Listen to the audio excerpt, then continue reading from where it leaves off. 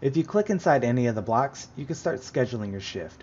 You can then drag the shift to make the shift as long as you need it to be. Down here on the bottom under settings, if you turn on the handover assistant and post shift report, you'll see 3 new options pop up: the shift length, the handover time, and the snap duties to handover time. So if we turn this option on, this will automatically set any scheduled shifts to be set for the entire length of the shift. So we'll go ahead and save now, and we'll see we have our shift length set to 6 hours, and you can set this to 8, 12, 1 day, 7 days, or 14 days by whatever your needs are.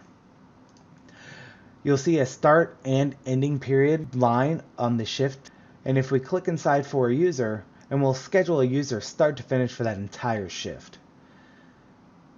Every time you add a shift for a user, it's now only 1 click versus clicking and then dragging for the length. The shift length edits how long its shift lasts for a user. If we edit it to 8 hours and then save, you'll see my bars move here a little bit, and now my shift starts at 9 a.m. and goes until 5 p.m. So if I click on here, my next one will start at 5 and go all the way to 1 a.m. In order to see the snap duties to handover time option, you have to first turn on duty scheduling, which is on by default, and the handover assistant and post shift report option must be turned on. Once those options are turned on, you'll see the snap duties to handover time, which enables you to do 1-click scheduling for each shift for all your users.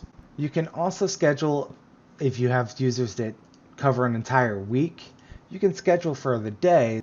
If you go to the 1 day mark, you can then edit the schedule for the entire week